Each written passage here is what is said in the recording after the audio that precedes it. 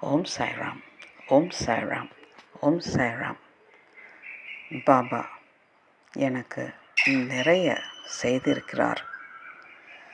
என் ஆசைகளை நிறைவேற்றியிருக்கிறார். என் ஆசை என்ன என்று தெரியுமா? சொல்கிறேன், கேளுங்கள். எனக்கு நிறைய கை வேலைகள் செய்ய தெரியும். ஆனால் அதை எப்படி விற்பது என்று இன்று வரைக்கும் தெரியாது. அதில் நான் கெட்டிக்காரியும் இல்லை. ஆனால் என்னுடைய ஆசைகள் நிறைய இருக்கிறது. அதில் மிக முக்கியமான ஒன்று நன்றாக வாசிப்பது, புத்தகங்கள் படிப்பது. இதை எப்படி பாபா எனக்கு உதவினார் என்று சொல்ல விரும்புகிறேன். முதலில் என்னை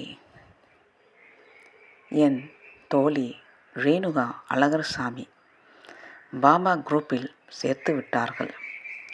அதில் நான் வாரம் ஒரு முறை வியாழக்கிழமை புத்தகம், அதாவது சாய் சச்சரித்தா 2 பகுதிகள் படிக்க வேண்டும். அப்படித்தான் நான் சேர்ந்தேன். அதன் பிறகு திரு குணசேகரன் என்பவர் என்னை கேப்டனாக இருக்க சொல்லி கேட்டுக்கொண்டார். அதற்கு முன்னாடி அவருக்கு நிறைய உதவிகள் செய்தேன். அவர் நிறைய குரூப் வைத்திருந்தார்.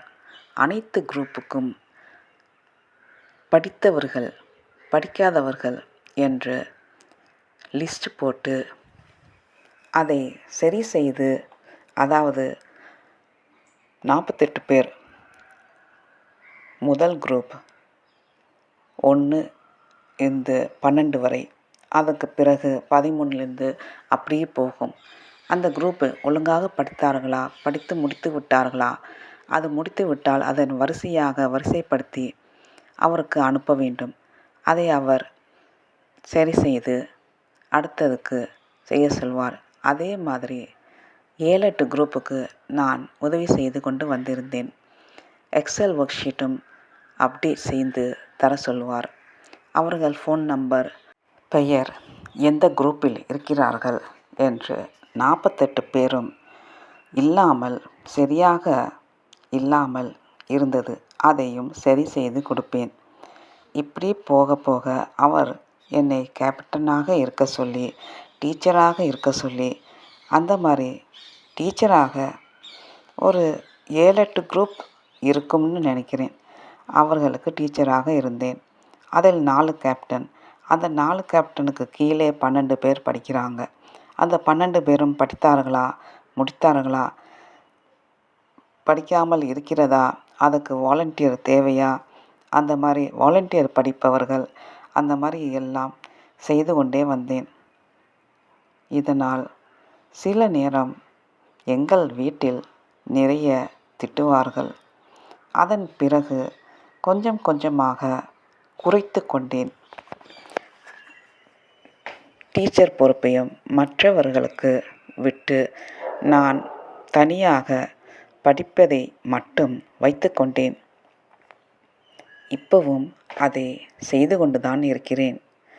பாபா எனக்கு எப்படி உதவினார் என்று சொல்ல வருகிறேன். இதில் ஒரு குரூப்பில் என் தோழி, அவர் பெயர் பிரபாவதி, அவரும் அவர் மகள் ரமா, இருவரும் ஒரு குரூப்புக்கு இவர்கள் டீச்சராக இருந்தார்கள். ரமா அவர்களுக்கு உதவி செய்தார்கள். அந்த மாதிரி நெருங்கிய தோழிகளாக ஆகினோம். அது எப்படி எனக்கு யூடியூப் செய்கிறது என்று சொல்லிக் கொடுத்தார். அதனுடன் மற்ற யூடியூப் குரூப்புகளும் எனக்கு காட்டி கொடுத்தார். அது போலவே நானும் செய்து கொண்டு வந்தேன். இதில்தான் என் ஆசைகள், என் விருப்பங்களை வெளியிட்டேன்.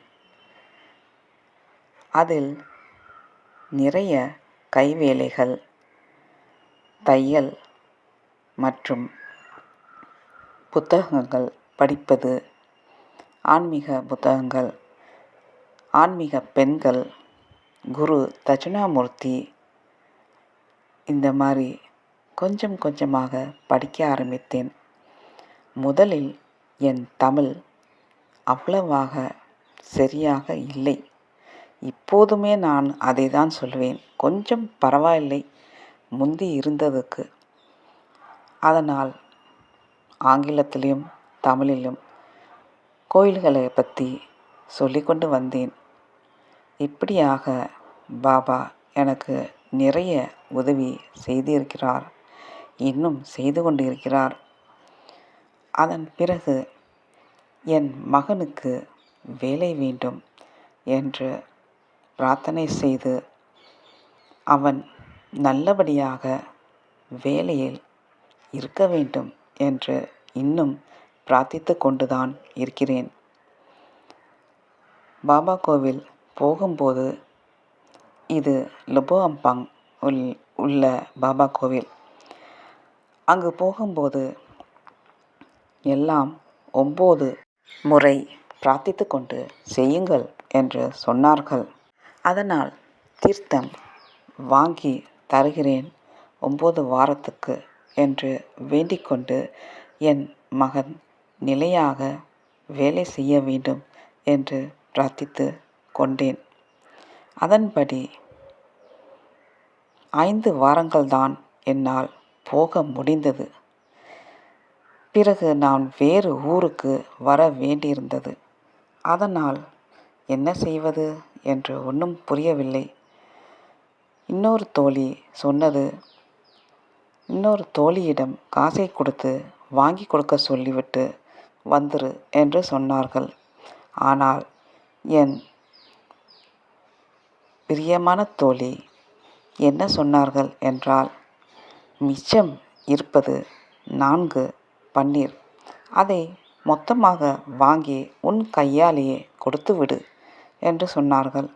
அதுவும் சரியாகவே எனக்கு பட்டது. அதனால் ஞாயிற்றுக்கிழமை போய் என் மகளுடன் பன்னீர் 4 போத்தல்கள் வாங்கி, நான் 2, மகள் 2 அப்படி என்று கொடுத்துவிட்டு பாபாவிடம் வேண்டிக் கொண்டு வந்தேன்.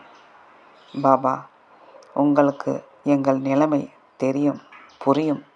அதனால் இதை ஏற்றுக்கொள்ளுங்கள் என்று சொல்லிவிட்டு வந்தேன். இன்னொன்று என்னவென்று சொல்லவென்றால், அன்று என் பையன் பிறந்த நாள். பாபாவிற்கு வந்து விளக்கு ஏற்றி வைத்தேன். மேலே போய் சாப்பாடு, மதியம் உணவு சாப்பிட்டுவிட்டு இறங்கி வந்தேன். அப்போது ஒரு பெண்மணி இன்னொருவருடன் நின்று பேசிக்கொண்டிருந்தார். அவர் கையில் ஒரு இனிப்பு பலகாரம் மற்றும் பூ இருந்தது. அதை திடீரென்று என் கையில் கொடுத்தார். நான் இனிப்பு சாப்பிடக்கூடாது, இது சாமி தந்த பிரசாதம், வைத்துக்கொள்ளுங்கள் என்றார். நான் முதலில் யோசித்தேன், என்னது திடீரென்று என்னிடம் கொடுக்கிறார்கள் என்று. மறுபடியும் அவர்களிடம் போய் நன்றி சொன்னேன்.